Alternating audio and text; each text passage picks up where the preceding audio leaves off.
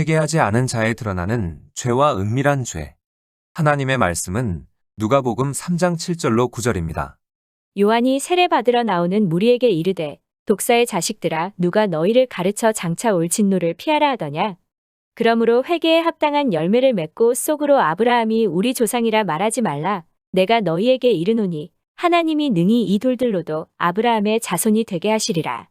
이미 도끼가 나무 뿌리에 놓였으니 좋은 열매 맺지 아니하는 나무마다 찍혀 불에 던지우리라. 이 시간에는 회개하지 않은 자에 드러나는 죄와 은밀한 죄라는 제목으로 말씀을 묵상하겠습니다.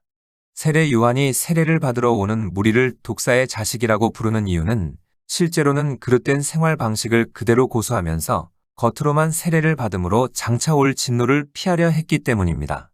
오늘날도 그리스도인 중에는 중생의 필요성을 말로는 부정하지 않지만 지금 당장 거듭나지 않아도 괜찮다는 착각 속에서 살아가는 이들이 있습니다. 종교라는 보호색을 쓰고 다른 사람들을 속이며 자신의 사악한 의도를 감추는 비열한 위선자가 아니기 때문에 정직하다고 말하지만 자기 속에 위선이 숨겨져 있음을 알지 못하는 것입니다. 이런 교묘한 위선은 위험하고 스스로를 속이는 것입니다. 인간은 자기의 마음과 상태에 심각한 문제가 있는데도 아무 문제가 없다고 확신할 수 있습니다. 요한계시록 3장 17절에 내가 말하기를 나는 부자라 부유하여 부족한 것이 없다 하나 내 공고한 것과 가련한 것과 가난한 것과 눈먼 것과 벌거벗은 것을 알지 못하도다. 잠언 30장 12절에 스스로 깨끗한 자로 여기면서 오히려 그 더러운 것을 씻지 아니하는 무리가 있느니라. 사도 바울도 회개하기 전에는 자기에게 아무 문제가 없다고 확신했습니다. 로마서 7장 9절에 전에 율법을 깨닫지 못했을 때에는 내가 살았더니 계명이 이름에 죄는 살아나고 나는 죽었도다. 이를 통해 알 수 있는 것은 강한 확신이 올바른 그리스도인이라는 증거라고 믿으면 안 된다는 것입니다. 스스로의 강한 확신 외에 이렇다 할 증거가 없다면 아직 회개하지 않은 것입니다. 에베소서 5장 5절로 6절에 너희도 이것을 정령이 알거니와 음행하는 자나 더러운 자나 탐하는 자, 곧 우상 숭배자는 다 그리스도와 하나님 나라에서 기업을 얻지 못하리니 누구든지 헛된 말로 너희를 속이지 못하게 하라. 이를 인하여 하나님의 진노가 불순종의 아들들에게 임하나니. 요한계시록 21장 8절에 그러나 비겁하고 믿지 않는 자, 악을 행하는 자, 살인하고 음란한 자, 마술을 행하고 우상 숭배하는 자, 거짓말하는 자들에게는 유황이 타는 불못이 예비되어 있을 것이다. 이것이 두 번째 죽음이다. 고린도전서 6장 9절로 10절에 여러분은 불의한 자들이 하나님 나라를 기업으로 상속받지 못한다는 사실을 알지 못하십니까? 속지 마십시오. 음행하는 사람이나 우상 숭배하는 사람이나 간음하는 사람이나 남자로서 몸을 파는 사람이나 동성 연애를 하는 사람이나 도적질하는 사람이나 탐욕이 가득한 사람이나 술에 젖어 사는 사람이나 모함하는 사람이나 약탈하는 자들은 하나님의 나라를 기업으로 상속받지 못할 것입니다. 이러한 죄를 범하는 사람에게는 화가 있습니다. 이러한 사람은 자신이 거룩해지지 못해서 구원받을 가능성이 없다는 것을 이미 마음속으로 알고 있을지도 모릅니다. 이 말씀들을 근거로 회개하지 않은 사람을 10가지 부류로 나눌 수 있습니다. 이러한 사람은 아직 회개하지 못했다는 특징이 겉으로 드러납니다. 회개하지 않은 사람의 특징은 첫째, 깨끗하지 못합니다. 여기에 해당하는 사람은 앞에서 읽어드린 음행하는 자, 탐하는 자, 흉악한 자, 살인자, 마술이나 마법에 의해 기이한 현상을 일으키게 하는 자, 우상 숭배자, 불의한 자, 몸을 파는 남자, 동성연애자, 약탈하는 자 등이 모두 해당합니다. 회개하지 않은 사람의 특징은 둘째, 탐욕에 사로잡혀 있습니다. 회개하지 않은 사람의 특징은 셋째, 술에 취합니다. 이성을 잃을 정도로 술을 마시거나 독주에 강한 사람입니다.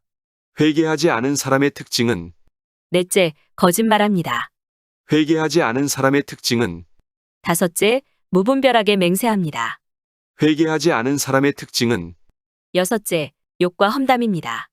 이웃을 비난하기 좋아하고 비열한 말을 쏟아내고 뒤에서 은근히 상처 주는 사람이 이에 속합니다.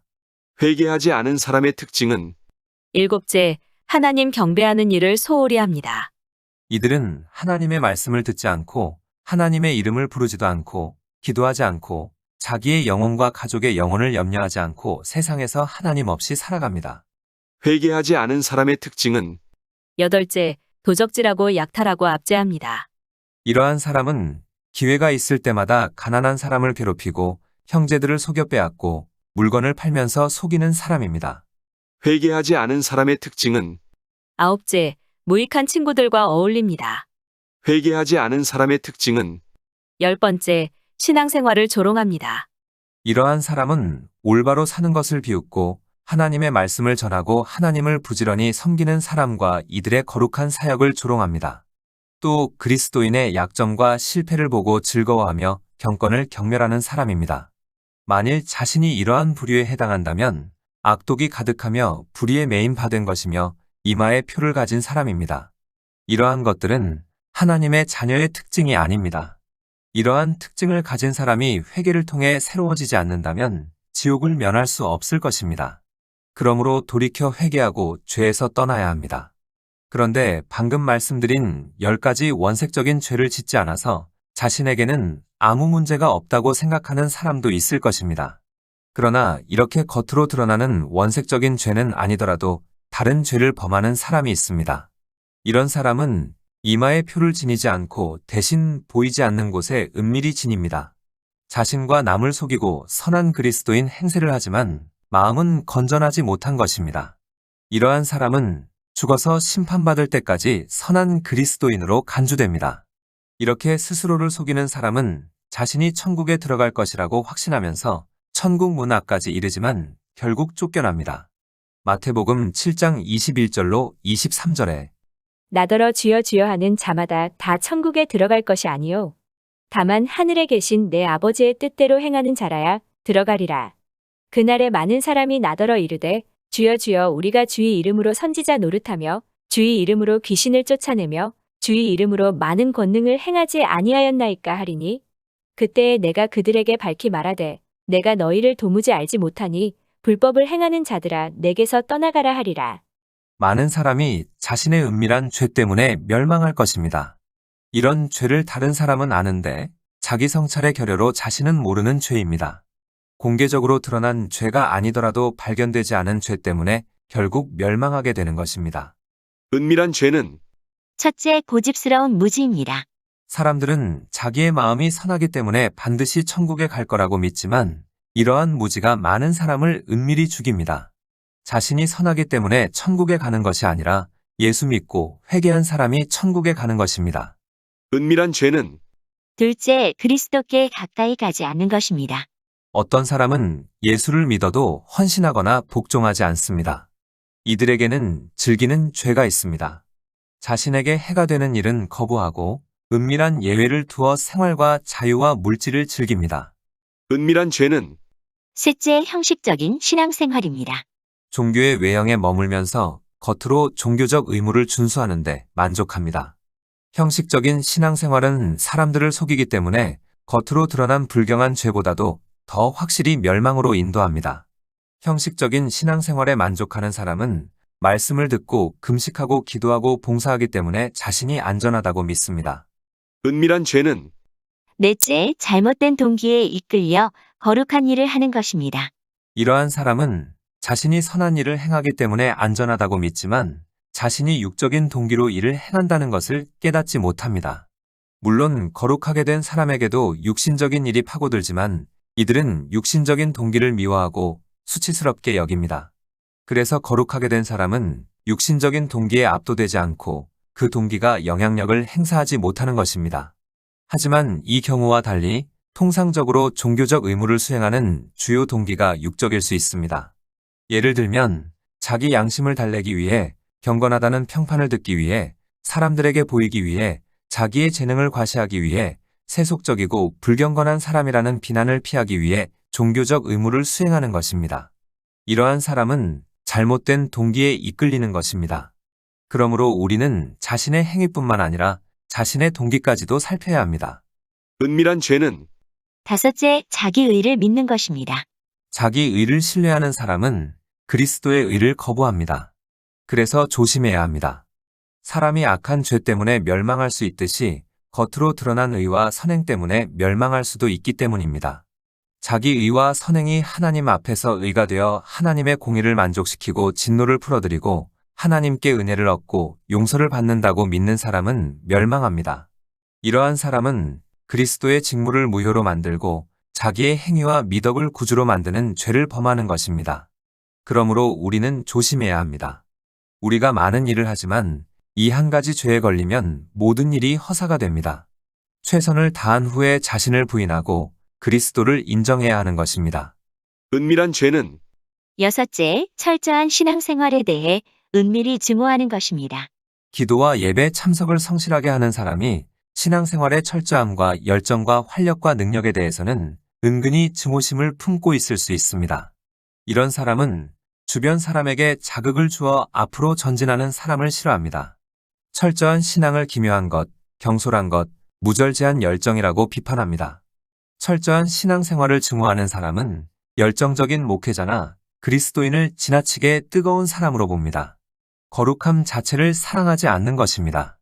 거룩함 자체를 사랑하게 되면 끊임없이 거룩함을 추구하며 지극히 거룩한 단계에까지 이르러야 하기 때문입니다.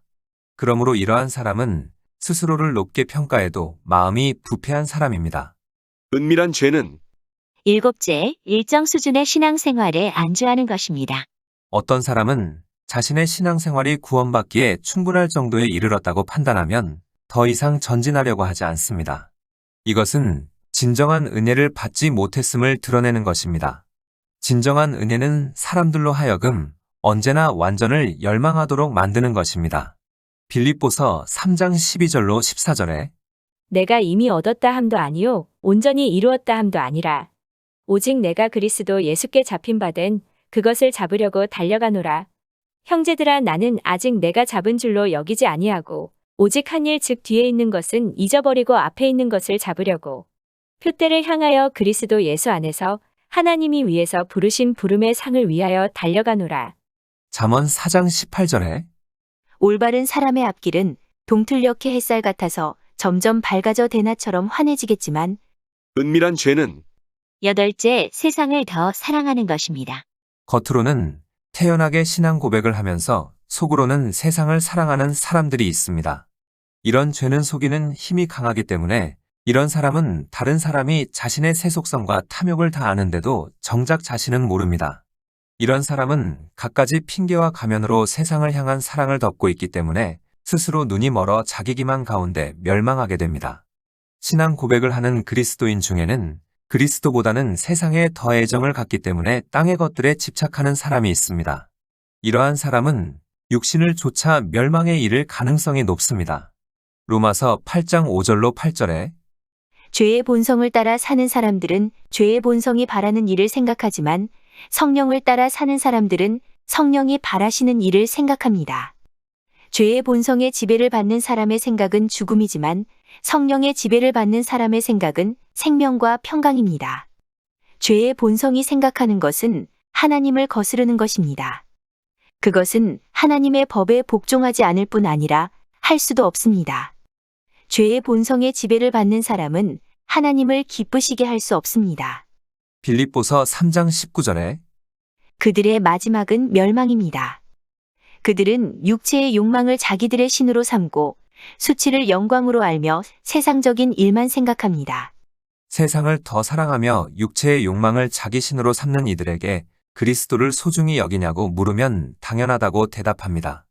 그 이유는 자신의 마음속을 깊이 살피지 않기 때문입니다. 마음속을 깊이 들여다보면 자신이 세상을 얻기 위해 관심과 노력을 집중한다는 것을 알 수 있는데 자신을 깊이 성찰하지 않는 것입니다. 이런 것이 회개하지 않는 사람의 뚜렷한 특징 중 하나입니다. 우리는 이러한 은밀한 죄 때문에 멸망하는 일이 없도록 조심해야 합니다. 사람은 불법적인 행위 때문에 그리스도에게서 끊어질 수도 있지만 합법적인 안락함을 지나치게 추구하다가 그리스도에게서 끊어질 수도 있습니다. 은밀한 죄는 아홉째, 자기를 무시하고 모욕하는 사람에게 악의와 시기심을 품는 것입니다. 겉보기에는 경건한 사람이 자기가 당한 모욕을 기억하고 원한을 품고 악을 악으로 갚고 복수하는 경우가 있습니다. 이런 사람은 자기에게 잘못한 사람에게 나쁜 일이 일어나기를 바랍니다. 이런 것은 복음의 정신과 그리스도의 모범과 하나님의 속성의 정면으로 어긋나는 것입니다.